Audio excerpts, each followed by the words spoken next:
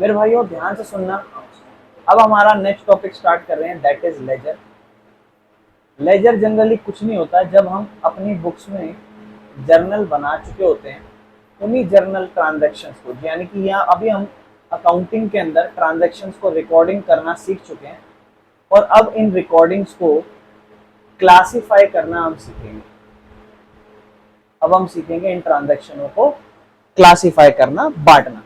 जैसे जब आपने जर्नल करी थी तो फॉर एग्जांपल आपने सबसे पहली एंट्री यही करते हो, cash account debit to capital account. Majorly आपकी ये एंट्री होती है। मान लो इसके बाद आपने कोई सामान खरीद लिया तो आपने लिखा होगा purchase account debit to cash में खरीदा तो कैश। मान लो इसके बाद सेल्स हुई कैश में तो आप लिखते हो cash account debit to sales. आप ये सारी जो जर्नल एंट्री है इन सभी को डिफरेंट डिफरेंट अकाउंट्स की सारी एंट्री को एक ही साथ लिख देते हो। This is called recording. अब इसी रिकॉर्डिंग को अलग से एक सेपरेट अकाउंट में हर अलग अलग अकाउंट्स का खाता पीता अलग अलग तरीके से उसको सेपरेटली लिखना उसके पर्टिकुलर अकाउंट में is called posting, is called ledger. Ledger में हम क्या करते हैं, जो भी हमारी सारी ट्रांजैक्शन एक साथ होती हैं उन सबको हम एक पर्टिकुलर अपनी अपनी अलग जगह पर अलग से रिकॉर्ड या पोस्टिंग करके रखते हैं। फॉर एग्जाम्पल अगर आप यहाँ देखोगे तो यहाँ पर सबसे पहले कैश की ट्रांजैक्शन है और कैपिटल, दो अकाउंट इन्वॉल्व है। दूसरे में परचेज और कैश, दो अकाउंट इन्वॉल्व है। तीसरे में कैश और सेल्स, तीन अकाउंट इन्वॉल्व है। तीनों ट्रांजैक्शनों में एक चीज कॉमन है, दैट इज कैश अकाउंट। तो इस कैश अकाउंट के आपने जर्नल तो बनाई, लेकिन जब आप इसकी पोस्टिंग करोगे तो आप उस कैश अकाउंट को एक कैपिटल के नाम से लिखोगे, फिर लिखोगे परचेज के नाम से, फिर लिखोगे सेल्स के नाम से। 3 बार कैश की ट्रांजैक्शन हुई है, इसको अलग से किसी एक लेजर अकाउंट में पोस्टिंग करना हमारा लेजर का क्लासिफिकेशन का काम है। सारे अकाउंट्स अलग अलग से बनाना, जितनी भी हमारी ट्रांजैक्शन होंगी, और उन सबको एक लेजर अकाउंट में अलग से रिप्रेजेंट करना। ठीक है ना। तो सबसे पहले मैं आपको फॉर्मेट बता देता हूँ। ठीक है, देखो ध्यान रखना। सबसे पहले हम क्या करते हैं, मैं साइड बाय साइड आपको फॉर्मेट समझाता हुआ चलता हूँ। जब भी आप लेजर बनाओगे तो बिल्कुल बीच में एक गैप देना। ठीक है, और जैसे आप बीच में गैप दोगे तो इस तरीके से जो मैं यहाँ बनाता चल रहा हूँ वैसे बिल्कुल सेम। फिर यहाँ पे डेट्स, सबसे पहले यहाँ डेट्स वाले फॉर्मेट हम डालेंगे। ठीक है, जिस तरीके से मैं डाल रहा हूँ दोनों साइड, इस तरफ भी डेट, इस तरफ भी डेट। ठीक है, मैं लिख देता हूँ पहले पूरा यहाँ पे क्या क्या होने वाला है।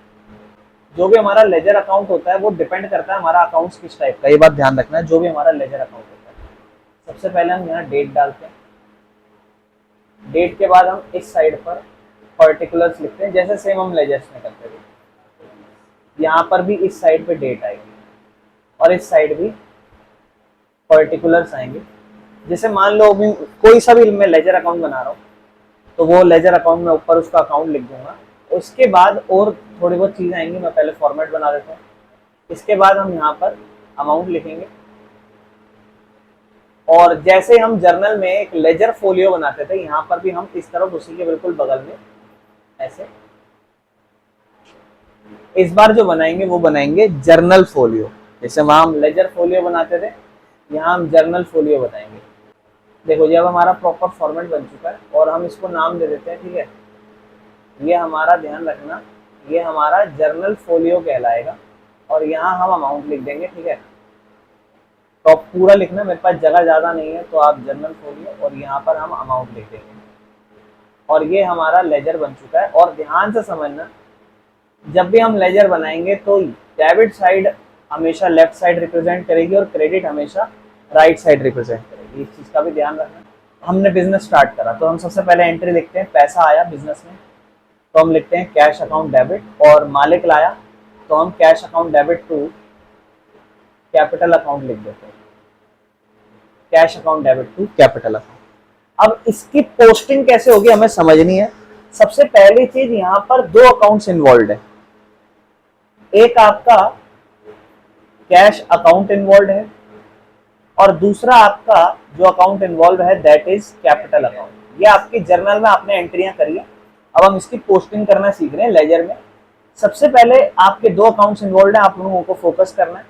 अगर मैं यहाँ पे बात करूं तो ये मेरा कैश अकाउंट है और cash is a part of assets, और मुझे ये चीज पता होनी चाहिए cash is a part of assets, और मुझे ये बात पता होनी चाहिए कि असेट्स डेबिट साइड बढ़ता है और क्रेडिट साइड कम होता है। ये बात मुझे पता होनी चाहिए, जो कि rules of debit and credit में हम जानते हैं। अगर मैं बात करूं कैपिटल अकाउंट की, तो मॉडर्न अप्रोच से कैपिटल अकाउंट का ही पार्ट होता है, जहां पर कैपिटल अकाउंट अगर बढ़ता है तो वो क्रेडिट होता है और अगर कैपिटल अकाउंट कम होता है तो वो डेबिट। आपको इस बात का ध्यान रखना है। और उसमें मान लो आज डेट हो रही है 1 अप्रैल 2025 और मान लो हमारा बिजनेस पिछले साल भी हमने शुरू करा था, हमने बिजनेस पिछले साल शुरू करा था 1 अप्रैल 2024 से शुरू करा था, तो वो बिजनेस खत्म कब हुआ होगा? 31 मार्च 2025। और फिर ये अब नया साल हमने शुरू करा है, यानी कि ये हमारा बिजनेस का फर्स्ट ईयर रहा होगा और ये हमारा बिजनेस का जो अभी हम देख रहे हैं ये सेकंड ईयर है। अगर मान लो ये बिजनेस का फर्स्ट ईयर हुआ होता और सबसे पहले ये एंट्री हुई होती cash account debit to capital, क्योंकि जब बिजनेस स्टार्ट होता है तो सबसे पहले एंट्री यही होती है। और उस सिचुएशन में क्योंकि ये बिजनेस स्टार्ट हुआ होता तो ऑलरेडी क्या हमारे पास कोई ऐसा बैलेंस होता क्या बिजनेस में जो पुराना बचा हुआ होता? नहीं, क्योंकि बिजनेस एक फ्रेश स्टार्ट हुआ है, नया स्टार्ट हुआ है, बिजनेस में कुछ पुराना बचा नहीं है, सब नया नया ही है, सब नया बैलेंस स्टार्ट हुआ है, तो ऐसी कोई प्रॉब्लम नहीं होती। लेकिन इस साल अगर मैं बात करूं सेकेंड ईयर की, तो हो सकता है जब मैंने पिछले साल बिजनेस शुरू करा होगा तो जो कैपिटल है क्या वो पिछले साल की खत्म हो गई होगी क्या? नहीं, कुछ पड़ी होगी बिजनेस में। मान लो पिछले साल जब मैंने बिजनेस चलाया तो मेरा कैश अकाउंट का बैलेंस पिछले साल ऑलरेडी बचा हुआ था 50,000 रुपए, या मान लो मेरा कैपिटल अकाउंट ऑलरेडी बचा हुआ था मान लो 70,000 रुपए। अगर कैश अकाउंट मेरा बचा हुआ था तो ये बात मैं अज्यूम करूंगा कि डेबिट में बचा हुआ था जब तक वो माइनस में ना लिखा हो। और अगर मेरा कैपिटल अकाउंट बचा हुआ है तो वो बढ़ा हुआ बैलेंस है, इसका मतलब वो कैसे बढ़ा हुआ है? क्रेडिट में बढ़ा हुआ है। अब जो मैं बात लिख रहा हूं इसका मतलब समझना बेटा। अगर आप सबसे पहली बार बिजनेस शुरू कर रहे हो, तो मैं सबसे पहली बार बिजनेस शुरू करने वाले केस पर आता हूं। जब हम बिजनेस सबसे पहली बार शुरू कर रहे हैं और मान लो हमारी ये एंट्री हुई है, आज बिजनेस स्टार्ट करा है cash account debit to capital account, सबसे पहली एंट्री हुई है, तो इसके अंदर 2 अकाउंट इन्वॉल्व है, एक कैश अकाउंट और एक कैपिटल अकाउंट। तो मैं सेम यही चीज 2 फॉर्मेट में सबसे पहले जो मेरा, मान लो इसको मैं एक काम करता हूँ, इसी एंट्री को सबसे पहले समझाता हूँ और यहाँ मैं लिख देता हूँ कि ये मेरा कैश अकाउंट मैंने बनाया है, ये मेरा कैश अकाउंट का लेजर है। और ये मैं अज्यूम कर लेता हूँ कि ज्यादा बड़ा नहीं, इतना बड़ा जाएगा, यहाँ तक जाएगा, अज्यूम कर लेता हूँ। तो यहाँ पे मैं इसी को, ये आप मत करना, आप अलग से प्रॉपरली बनाना। मैं इसको यहाँ पर फिर से डबल लाइनिंग देके, अरे यार डबल लाइन आई नहीं, कोई नहीं, काम हो गया। फिर भी यहाँ फिर से लिख देता हूँ date particular journal folio amount, date particular journal folio amount. Journal folio यहाँ लिखते क्यों है? वैसे तो आपको फॉर्मेटली लिखना है, इसको एक्सप्लेन नहीं करना, पर जर्नल फोलियो आप जनरली जब लिखते हो, जब भी आप कभी जर्नल बनाते हो, तो अगर मान लो यहाँ पर आप जर्नल फोलियो में यहाँ पे मान लो आपने कोई एंट्री लिखी है यहाँ पर और उसके बाद आपने यहाँ 2 लिखा है, इसका मतलब आप उसे काउंट कर सकते हो कि ये जर्नल की दूसरी एंट्री है। अगर आपने यहाँ उसे 3 लिख रखा है, 4 लिख रखा है, तो आप काउंट कर सकते हो कि हाँ ये चौथी एंट्री है या फिर 5वीं एंट्री है, इस तरीके से, जिससे आपको आपके अकाउंट्स में कभी ऊपर नीचे हो, कोई प्रॉब्लम हो, तो वो आपको ढूंढने में आसानी रहती है। अब अगर हमने कैश अकाउंट बनाया है तो अब हम इसे समझते हैं। मान लो ये हमारा कैपिटल अकाउंट है, क्योंकि मेरे पास ज्यादा जगह नहीं है तो मैं थोड़ा सा इसे कैपिटल अकाउंट बना देता हूँ, ठीक है। और ये मेरा कैपिटल अकाउंट है मान लो, और ये मेरा कैश अकाउंट है। यहाँ पर डेबिट साइड आपको पता है डेबिट लिखा जाएगा, क्रेडिट साइड राइट साइड में क्रेडिट लिखा जाएगा। और अब हम इसकी सबसे पहली एंट्री को समझेंगे। जो हमारी सबसे पहली एंट्री हुई है जब हमने बिजनेस स्टार्ट करा है, तो वो एंट्री हमारी कैश अकाउंट डेबिट हुआ है और कैपिटल अकाउंट यहाँ पर क्रेडिट हुआ है। अब आपको जर्नल के बाद पोस्टिंग कैसे करनी है इस चीज का मतलब समझो। यहाँ पर आप सबसे पहले किसकी बात कर रहे हो? Cash account. कैश अकाउंट क्या हुआ है इस पे फोकस करना है। जब भी आप लेजर बनाओ तो लेजर करते टाइम जो अकाउंट है उसका नाम कभी भी उसके अकाउंट में नहीं लिखना, ये बात ध्यान रखनी है। कभी भी उसका अकाउंट आपने उसके नाम में नहीं लिख। मान लो 50,000 रुपए का बिजनेस स्टार्ट करा था, तो कैश अकाउंट डेबिट हुआ है, कैश अकाउंट डेबिट तो हुआ है लेकिन कैश का नाम नहीं आएगा, तो उसके अपोजिट का नाम आएगा। और ध्यान रखना, अगर डेबिट साइड है तो टू लगाना है, क्रेडिट साइड है तो बाय लगाना है। मान लो ये एंट्री हुई है 1 अप्रैल 2024 को, तो पहले आप डेट लिखोगे यहाँ पे 1 अप्रैल 2024, और कैश अकाउंट की डेबिट हुई है, कैश अकाउंट के अंदर डेबिट हुआ है, क्या नाम, कैपिटल नाम। डेबिट साइड लिख रहे हो तो पहले आप लिखोगे टू कैपिटल अकाउंट, और अमाउंट है 50,000 रुपए, 50,000 रुपए अमाउंट। ये बात आपको ध्यान रखना। ये पहली सिर्फ एक पोस्टिंग हुई है कैश अकाउंट डेबिट की।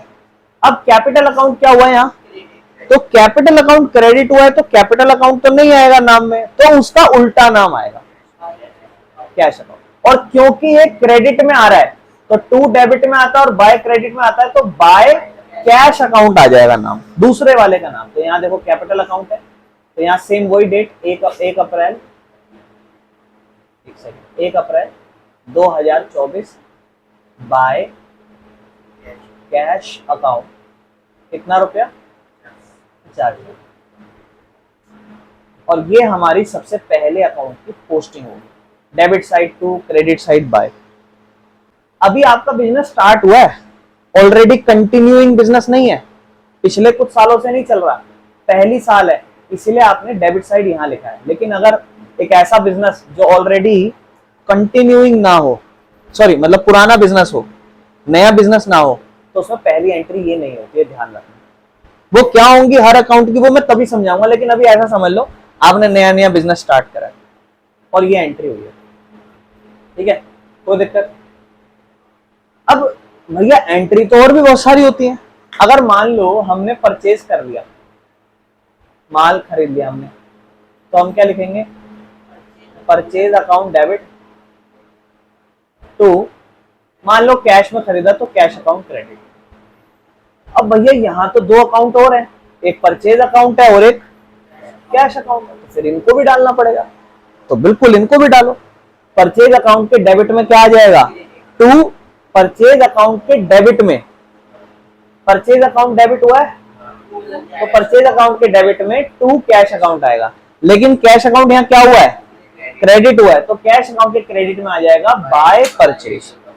तो यहाँ पर कैश अकाउंट तो बना हुआ है, अब कौन सा अकाउंट बनाना पड़ेगा।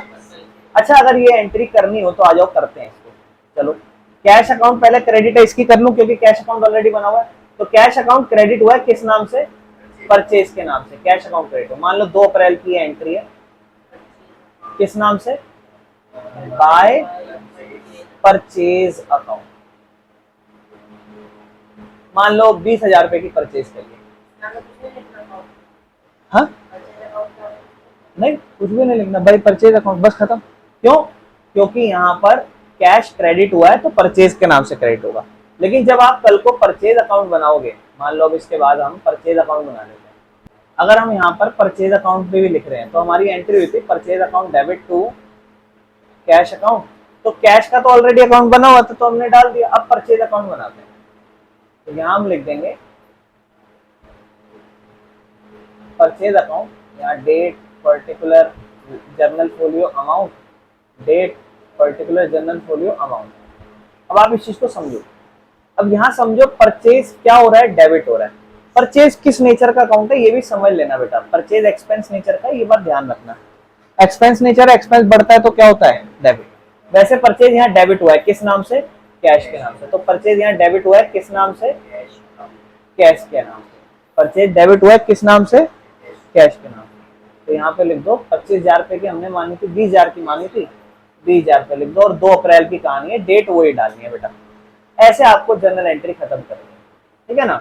तो अपने ऐसे ऐसे अकाउंट बनते रहेंगे और ऐसे ऐसे हमें चीजों को पोस्टिंग करनी होती है, ठीक है ना। तो ये तो मैंने जस्ट आपको एक फॉर्मेट समझाया है। अब इसके बाद हम और भी एंट्रियां करेंगे। मान लो अगर कोई एंट्री नहीं है, इतनी एंट्री है मान लो इसकी, मान लो अब इतनी एंट्री है कैश अकाउंट की और हमें लेजर खत्म करना है, तो आपको यहाँ ध्यान से समझना, अब यहाँ पे आपको एक बैलेंसिंग बनानी होती है नीचे की तरफ।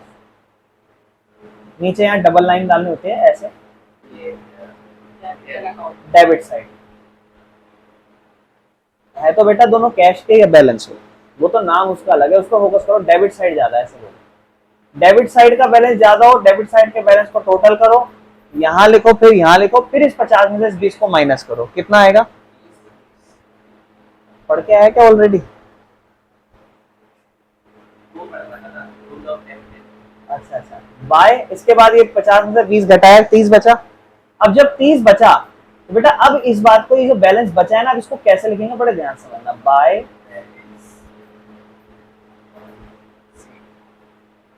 सीडी। मतलब क्या हुआ इसका? मतलब हुआ जो भी हमारा बैलेंस बच रहा है, जो भी हमारा बैलेंस बच रहा है वो कैरीड हो रहा है डाउनवर्ड, आगे की तरफ, आगे डाउनवर्ड हो रहा है, मतलब आगे की तरफ फॉरवर्ड हो रहा है, ब्रॉड फॉरवर्ड आगे की तरफ। और बेटा जब लेजर कल को खत्म हो जाए ना, ये बैलेंस तो क्रेडिट साइड बचा है। अब आप खुद सोचो, कैश का बैलेंस ज्यादा बचा है या कम बचा है? 50 का आपका आया और खर्चा आपका 20 हुआ, तो एक्चुअल में देखा जाए तो कैश बैलेंस 30,000 बचा है। ये 30,000 डेबिट होना चाहिए, क्रेडिट होना चाहिए? तो कैश का बैलेंस, लेकिन यहाँ तो हम बैलेंस को क्रेडिट लिख रहे हैं। बेटा क्यों ऐसा? क्योंकि वो 31 मार्च को क्रेडिट करके लिखते हैं, लेकिन इसी के तुरंत बाद जैसे ये कैरी होता है, इसके तुरंत बाद हम इसको अगले साल के लिए, अगले साल के लिए यहाँ पे, अगले साल के लिए लेफ्ट साइड पे कैरी फॉरवर्ड करते हैं। और यहाँ सेम, ये तो 31 मार्च है, यहाँ लिखते हैं 1 अप्रैल को जो अगला साल है उसको लिखते हैं to balance BD, brought downward, लाया गया है नीचे से, कैरी डाउनवर्ड ब्रॉड फॉरवर्ड, मतलब ब्रॉड फॉरवर्ड भी कह सकते हैं। और यहाँ पर हमारा वही बैलेंस 30,000 के साथ है। यानी कि अगर ये कैपिटल अकाउंट है, इसमें कोई चहल पहल नहीं हुई मान लो साल के एंड में, तो ये पूरा बैलेंस अभी खत्म हो जाएगा। 30 का है, पूरा 30 यहाँ आएगा, 30 यहाँ आएगा, बताओ ऊपर से कुछ माइनस हो रहा है? तो आप लिखोगे यहाँ 2, क्योंकि डेबिट साइड है तो 2 लगाएंगे, 2 बैलेंस सीडी। सीडी सीडी जब बचेगा, बचेगा तो हमेशा सीडी कितना आ जाएगा? 30,000। और आपको पता है 30,000 पे कैपिटल बचा है, कैपिटल हमेशा क्रेडिट में बचता है। तो ये बैलेंस अगले साल के लिए यहाँ 1 अप्रैल को, मैंने तब भी ये चीज समझाई थी, ये 31 मार्च को होगा पहले, और फिर अगले साल की 1 अप्रैल को 2025 को यही बैलेंस यहाँ शिफ्ट हो जाएगा, जो नाम लिखा हुआ आएगा टू बैलेंस, अच्छा बिल्कुल क्रेडिट साइड है, बाय बैलेंस बीडी 30,000। अगर परचेज अकाउंट है, मान लो इसमें कोई और है ही नहीं कुछ, तो 25,000 सॉरी 20,000 20,000 20,000 यहाँ पे लिखा आएगा बाय बैलेंस सीडी 31 मार्च की, और फिर अगले साल 1 अप्रैल टू बैलेंस बीडी 25,000। मान लो एक एंट्री मैंने आपको बोली कि मैंने गुड्स खरीदे, ठीक है, और जो मैंने गुड्स खरीदे वो 10,000 रुपए के खरीदे, ठीक है, और मैंने खरीदे वो मोहन से, और जब मैं गुड्स मोहन से खरीदा तो मोहन ने मुझे कहा कि इफ यू पे कैश, अगर आप कैश देते हो, then I will give you 5% cash discount. मैंने कहा ओ वाओ बड़ी अच्छी बात। मैंने कहा चलो ठीक है कैश में ले लो, मतलब मैं उससे जो सामान खरीद के आया वो कैश में खरीद के आया, तो मेरे पास आ क्या रहा है, जर्नल एंट्री क्या होगी वो समझते हैं। आप बोलोगे भैया आपके पास सामान आ रहा है, तो आप इसको कहोगे परचेज अकाउंट डेबिट, सामान आ रहा है। परचेज कितने का कर रहे हो आप कहोगे भैया परचेज तो पूरा 10,000 का हो रहा है, लेकिन आपकी जेब से पैसा कितना जा रहा है, तो आप कहोगे भैया हमारी जेब से जो पैसा जा रहा है वो कितना जा रहा है, तो आप क्या करोगे 10,000 पे 5% का, क्योंकि अब आप डिस्काउंट ले रहे हो तो आप उसे 10% 5% डिस्काउंट 500 रुपए का लोगे, जो कि 500 रुपए होगा, तो पैसा तो आप उसे 9,500 रुपए दोगे, लेकिन यार डेबिट 10,000 रुपए हुआ, क्रेडिट 9,500, तो भैया थोड़ा सा क्रेडिट इस नाम से करना पड़ेगा, इस नाम से discount received account, to discount received, and this entry is called compound entry, जहां पर एक से ज्यादा एंट्रीज आप कर देते हो। 2 एंट्री होती है, एक डेबिट क्रेडिट, लेकिन यहाँ देखो एक डेबिट है 2 क्रेडिट है, ये कंपाउंड एंट्री है। और जब आप देखते हो अपने पास कंपाउंड एंट्री तो मजा आएगा इसका लेजर करने में, पोस्टिंग करने में, वो एक एक्साइटमेंट वाली चीज है। तो भैया अब इसकी पोस्टिंग करते हैं। अब इसकी पोस्टिंग बड़ी ही सिंपल है मेरे भाई, बड़े ध्यान समझना। आप सबसे पहले फोकस करो कि यहाँ अकाउंट कितने इन्वॉल्व है, 1 2 3। तो भैया एंट्री तो 3 अकाउंट में होगी, एक परचेज में होगी, एक कैश में होगी, एक डिस्काउंट रिसीव में। तो पहले मैं नाम लिख लेता हूँ। सबसे पहले ये रहा मेरा परचेज अकाउंट मान लो, एंड इस साइड डेबिट होता है, और परचेज अकाउंट मुझे पता है मेरा एक्सपेंस अकाउंट है। एक मेरा कैश अकाउंट है, तो मैं नाम लिख लेता हूँ कैश अकाउंट, ठीक है, ये लो जी कैश अकाउंट। और एक मेरा हो जाएगा डिस्काउंट रिसीव्ड अकाउंट। देखो आप मेरे को देख रहे हो, मैं सब एडजस्ट कर रहा हूँ, ये चीजें आपको नहीं करनी है, आपको प्रॉपर इतना बनाना है, फिर छोड़ देना है, फिर अलग से बनाना है, ठीक है। तो ये परचेज अकाउंट, कैश अकाउंट और डिस्काउंट रिसीव्ड अकाउंट मेरी एंट्री हो गई। सबसे पहले मैं फोकस करता हूँ डेबिट क्या हुआ, परचेज डेबिट हुआ है। जब मेरा परचेज डेबिट हुआ है तो मुझे पता है कि परचेज अकाउंट में मैं इसको लिखने वाला हूँ, परचेज के डेबिट में लिखने वाला हूँ, लेकिन डेबिट में मैं हमेशा क्रेडिट के नाम लिखता हूँ, और क्रेडिट पे तो यहाँ 2 है, तो भैया दोनों लिख दो। अच्छा परचेज डेबिट कितना हुआ है, तो यहाँ ये बात ध्यान रखना कि डेबिट में 10,000 अमाउंट आएगा, ये बात ध्यान रखना। क्या मैं जब इन दोनों को लिखूंगा तो क्या ये दोनों 10,000 कंटेन करेंगे? हाँ ठीक। तो परचेज अकाउंट डेबिट हुआ है, परचेज अकाउंट डेबिट हुआ है, डेट कोई भी होगी मान लो, परचेज अकाउंट डेबिट हुआ है। देखो यहाँ डेट, पर्टिकुलर, अमाउंट ये सब होगा, मैं इसको इग्नोर कर रहा हूँ। परचेज, अरे क्या हुआ, क्या हुआ, 2 सबसे पहले किस नाम से, 2 कैश अकाउंट, कितना 9,500। और ये वही मान लो कि बिजनेस अभी स्टार्ट हुआ है, अभी वो वाली सिचुएशन नहीं है जहां बिजनेस ऑलरेडी कंटिन्यू होता हुआ आ रहा है, ठीक है ना। और इसी के साथ दूसरा 2 डिस्काउंट रिसीव्ड अकाउंट, कितना 500। अब आ जाते हैं बाकी कैश अकाउंट पे। कैश अकाउंट क्या हुआ है, क्रेडिट। किस नाम से हुआ है, दूसरा नाम। क्रेडिट है तो डेबिट के नाम से होगा, क्रेडिट हुआ है तो डेबिट के नाम से, परचेज के नाम से। लेकिन अमाउंट कितना आएगा, नहीं 9,500, क्योंकि कैश अकाउंट क्रेडिट हुआ है तो कैश तो क्रेडिट 9,500 से हुआ है, तो कैश क्रेडिट हुआ है 9,500 से। यहाँ डेट डाल दोगे और लिखोगे बाय, अरे नहीं by purchase account. Cash credit हुआ है, कैश क्रेडिट हुआ है डेबिट के नाम से, डेबिट के नाम से लिखो बाय परचेज, कितना 9,000। अब ये भी कंप्लीट, ये भी कंप्लीट। डिस्काउंट रिसीव रहेगा, डिस्काउंट रिसीव भी क्या हुआ है, क्रेडिट, किसके नाम से, परचेज के नाम से। क्रेडिट है डेबिट के नाम से होगा, ये भी डेबिट के नाम से होगा, कितना 500, बिल्कुल। तो यहाँ भी लिखेंगे सेम, डेट डालेंगे बाय परचेज अकाउंट, कितना 500। और ये कंपाउंड एंट्री होगी इन 3 केस। क्लियर है। डिस्काउंट रिसीव मेरे भाई रेवेन्यू है, और रेवेन्यू बढ़ता है तो क्या होता है, क्रेडिट। तो देखो क्रेडिट कर रखा है कि नहीं कर रखा, ऐसे से, ठीक है ना। यहाँ भी बेटा ध्यान रखना है, डेबिट क्रेडिट लिखना है, डेबिट क्रेडिट लिखना है।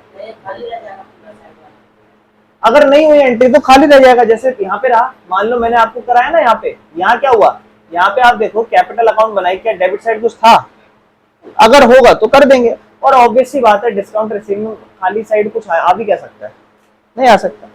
मोस्टली देखो एक चीज होती है आज के टाइम पे, आप आगे जाके जर्नल देखोगे तो लेजर में ना, यहाँ पर ये तो मैंने पूरा डिस्काउंट रिसीव लिखा है, लेकिन सिर्फ डिस्काउंट लिख देते हैं आजकल। रिसीव्ड होगा तो इधर, और अलाउड होगा तो इधर, रिसीव्ड होगा तो इधर, अलाउड होगा तो इधर, और दोनों का बैलेंस कट पटा के, समझ रहे हो ना, ये भी चीज होती है। लेकिन अभी आप छोटे हो, अगर आपके क्वेश्चन में जब आएगा तब की तब देख लेंगे, अभी तो हम अलग से बना रहे हैं। चलो एक काम करते हैं, दोनों को एक साथ भी बना लेते, क्या दिक्कत है, चलो अलग बनाएंगे, अभी अलग ही बनाएंगे। मान लो एक और एंट्री, मैंने सेल करा माल, पैसा कैश में आ गया, 10,000 वाला केस है मान लो, कैश आया मान लो 9,500 रुपए, लेकिन जो मेरी सेल हुई है वो मैंने 10,000 की करी, और 500 रुपए का मैंने किसी को डिस्काउंट दिया। तो यहाँ डेबिट साइड में लिखूंगा डिस्काउंट अलाउड अकाउंट डेबिट, कितना रुपया, और अब मैं इसकी पोस्टिंग करूंगा। पोस्टिंग समझो, कैश क्या हो रहा है, डेबिट, कितने से, 9,000। तो कैश को क्या करो, डेबिट, किस नाम से, ये डेबिट है, ये डेबिट है, ये क्रेडिट है, इस नाम से होगा, क्रेडिट पे, डेबिट है तो क्रेडिट के नाम से। 2 सेल्स अकाउंट, अमाउंट कितना आएगा, इस चीज का जरूर ध्यान रखना, 9,500। अब डिस्काउंट अलाउड पे आओ, डिस्काउंट अलाउड मान लो नहीं बना हुआ तो अलग से बना लो, फिलहाल आप इसमें भी कर सकते हो, ये डिस्काउंट है, अलाउड है, तो मान लो डेबिट हो रहा है, तो डेबिट में आप इसको यहां लिख दोगे, किस नाम से, टू सेल्स के नाम से, ठीक है ना। लेकिन अगर नहीं बना हुआ तो अलग से बना देना डिस्काउंट अलाउड, और यहां लिख देना टू सेल्स डेट डाल के 500।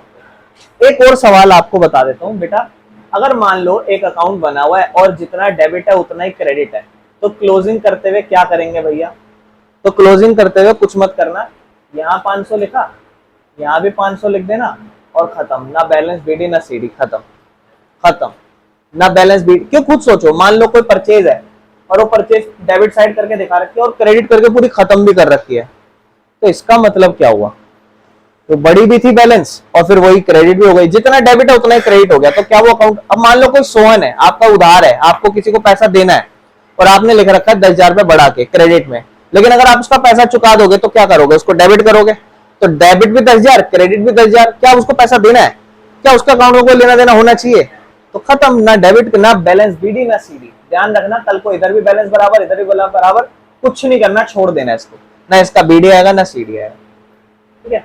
बाकी यहाँ पे आ जाएगी। और तीसरी एंट्री बेटा, ये जो सेल्स की है, सेल्स क्रेडिट होगा किस नाम से, तो यहाँ अलग से सेल्स अकाउंट बनाना पड़ेगा, सेल्स अलग से बनाना पड़ेगा, किस नाम से क्रेडिट होगा, कैश अकाउंट भी और डिस्काउंट रिसीव भी, डिस्काउंट अलाउड के नाम से भी। कैश कितने नाम से, कैश होगा 9,500 और डिस्काउंट अलाउड 500। तो कैश जब सेल्स जब क्रेडिट होगा, अगर मान लो ये सेल्स अकाउंट है, मान लो ये सेल्स अकाउंट है, तो यहाँ होगा कैश के नाम से क्रेडिट और यहाँ होगा डिस्काउंट अलाउड के नाम से 9,500 500, और ये हमारा इस तरीके से अकाउंट।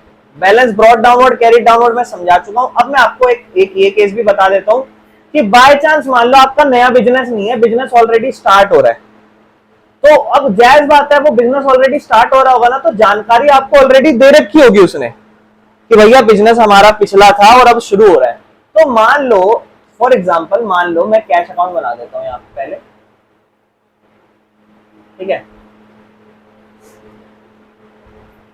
और मान लो पिछले साल जब बिजनेस शुरू करा, तो जब उस बिजनेस को साल के एंड में खत्म करा ना, तो कैश का बैलेंस, मान लो ये नया साल है, पिछले साल कितना बचा था, मान लो यहीं से निकाल लेते हैं ना, मान लो 30,000 बचा था, ये यहाँ लिखा हुआ है कि नहीं लिखा हुआ।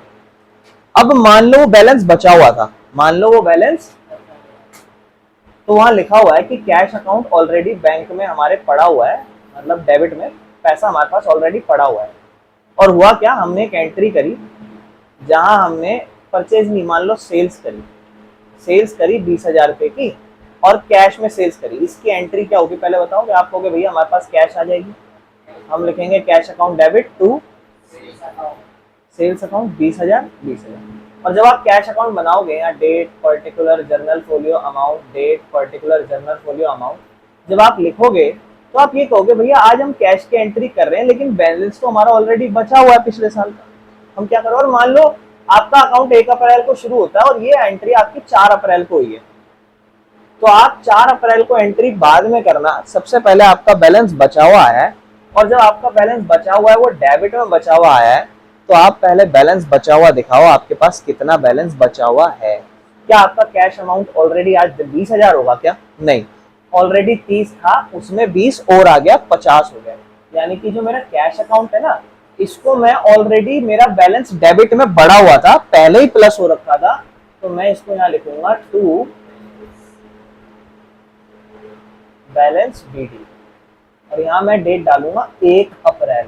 भले ही मेरी ट्रांजैक्शन इसके बाद 10 अप्रैल को, 100 अप्रैल, मतलब किसी भी डेट पे हो, कभी भी क्यों ना हो, लेकिन 1 अप्रैल को मैं यहाँ सबसे पहले मेरा if any there is an opening balance of any account, then first of all you have to write that entry and then you have to posting other entries which has happened in that particular time, but सबसे पहले इसको कितना 30,000 रुपए balance बचा हुआ।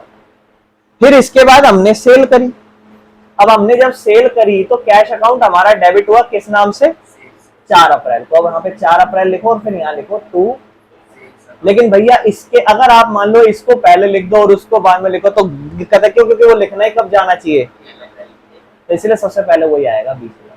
फिर अपनी जो जो एंट्रियां करो, लेकिन अगर मान लो किसी का क्रेडिट खुलेगा तो वहां क्रेडिट आएगा, जैसे मान लो यहाँ कैपिटल अकाउंट था, है ना। यहाँ कैपिटल अकाउंट था, कैपिटल अकाउंट का बैलेंस आया था, ये अगले साल फॉरवर्ड हुआ था। अगर मान लो ये अकाउंट होता तो यहाँ फिर आप उल्टा लिखते, यहाँ पर लिखते बाय बैलेंस बीडी। एक और प्रॉब्लम होती है, किसी किसी का पॉजिटिव अकाउंट नेगेटिव लिखा हुआ होता है, मतलब बैंक हमेशा प्लस में होता है ना। मान लो बैंक ओवरड्राफ्ट था, नेगेटिव बैलेंस था -5,000, और अब आपको बैंक की एंट्री करनी है। तो सबसे पहले आप जब एंट्री करोगे, थोड़ा गलत हो गया, सबसे पहले जब आप एंट्री करोगे तो ध्यान समझना, आपको पता है बैलेंस बैंक अकाउंट असेट्स का पार्ट है, जब भी ओपन होगा डेबिट साइड से होगा, लेकिन वो यहाँ से ओपन ही नहीं होगा। क्यों? क्योंकि बैलेंस नेगेटिव बचा हुआ है। तो आप उसको क्रेडिट साइड ओपन करोगे, कैसे? By balance BD. अब आपके मन में सवाल आना चाहिए तो भैया बैंक तो पॉजिटिव बैलेंस है, मतलब सॉरी, अगर बैंक अकाउंट है तो वो तो असेट्स का पार्ट है। बैंक अकाउंट असेट्स का पार्ट है, डेबिट में खुलना चाहिए, क्रेडिट में क्यों खुल रहा है? Because it has shown negative value, negative दिखा रहा है, इसीलिए क्रेडिट में खुल रहा है। तो यहां मैंने आपको सिर्फ इस जो क्लास है इसमें सिर्फ लेजर की जानकारियां दी हैं। अब इवेंट्स होंगे, आप देखोगे और फिर ट्रांजैक्शनों को करोगे। आज मैंने सिर्फ आपको इनसाइट दिए इस चैप्टर के बारे में, क्या क्या चीजें इसमें होने वाली है पोस्टिंग में। ठीक है जी, चलो।